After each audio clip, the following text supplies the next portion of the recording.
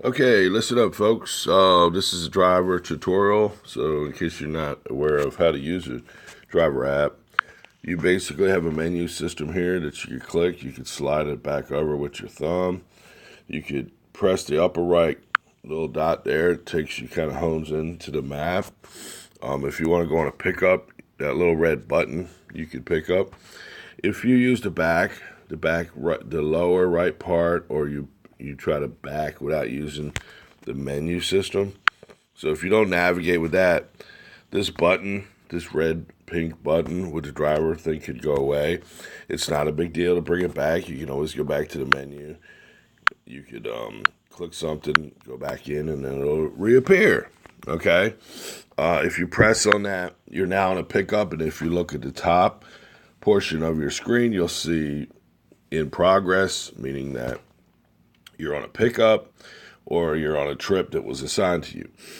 On the map, you can kind of spread the map with your fingers and spread it out, and you can see that by clicking on the map, it gives you your pickup information. So one marker is the driver.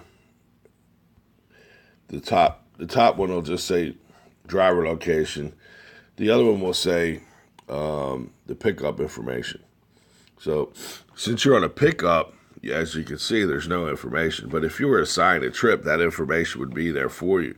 The dispatcher would send you information, and you could read it here. It is a little hard to read, so what we did was, if you go to completed trip history, usually the top one that you'll see, it'll have it'll have a trip right there, and you can see at the top that's the same trip, 6648. So that's a little easier to read. So you can always go in here and look at your trip that you're currently on, and this is your trip history, what you've been on. So if you ever forget to write something on your scope or whatever, you can go back here and look at it. If you want to send messages to the dispatcher, these are canned messages, or you could press the little button there with the plus on it, and then you could add a special message. And you can type whatever you want, and you can hit send. The drop down will always be dispatcher unless you're on a trip going to a customer. And if only if the customer entered it in, then you can send messages to the customer via this area. If they didn't enter it in, it was dispatcher. You won't see that in the drop down. But if you ever see that in the drop down where there's a phone number, that means you're on a current trip that you can send to the actual customer could send you a message as well. So you can get all your messages, and if the dispatcher updates the trip, they will be information will be sent to you, and you will be brought to the get message screen so you can see what the changes are in the trip. And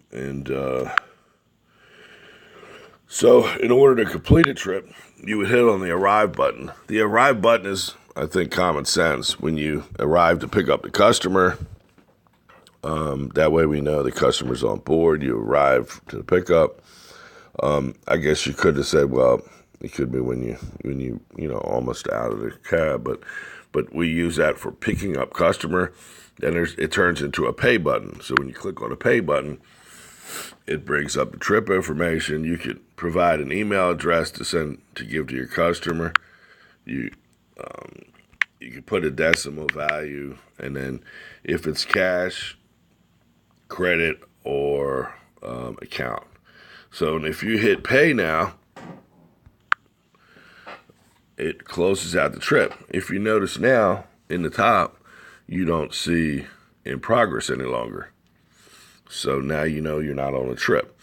So if you hit the red button, you've actually prevent from getting any trips. The dispatcher can't assign you a trip, so don't hit that unless you're on a pickup. But you can tell by the top if it's in progress or not. And we're going to go ahead and assign a trip to Joe, and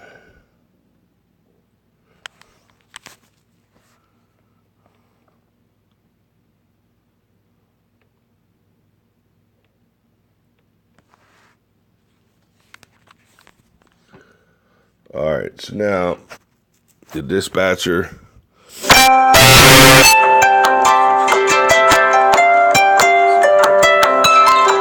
Glychester Saluda, which is way far from here. And if you click on the icon here, it shows you the driver app. If you click on the other icon, and there you go, it shows you the driver pickup information. And like I said, that's kind of hard to read, some of it, but it does say pickup address 498 Glychester Road, Saluda, Virginia.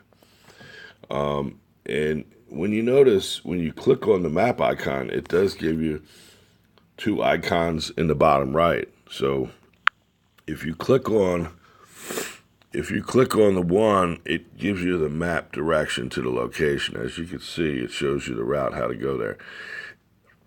It may or may not be the shortest route, so you have to be careful with that. It does say the fastest route on here, so it may not be the shortest route. So I'm not sure. You may want to use the GPS to make sure you're still going by the shortest route. But in some cases that you'll find that helpful. If you hit the back and go back to the app, it still shows the arrive button. It didn't remove it. But then you could, once you pick up the customer, you click on the arrive button, click on the pay button, and then you can pay. If you're paying by credit card, it's a little trickier. You have to, it's pretty easy, but you can put a tip amount in there if you want. Let's see, we'll do $1. And I hit pay now. Hit pay now. So it just gives you a credit card to pop up in there. So I'm just going to put a bogus information in here, just to give you an idea. So I hit pay now, and let's see make sure I hit it. Yeah. So if you looked at, and it tells you why it failed at the top. If it goes through, you're not going to get a message. It's just going to go through, and then you're going to go back. You're going to be back to, now here, I hit the back button, and look what, I'm missing the button. So if you just go back to here to the main menu, and then go back in, the button's there. We're just going to change it back to, we're going to leave it on cash, and then we're going to hit pay now and close it out. And that's it. That's pretty much all you need to know for the most part. If you have any questions, please let me or Billy know.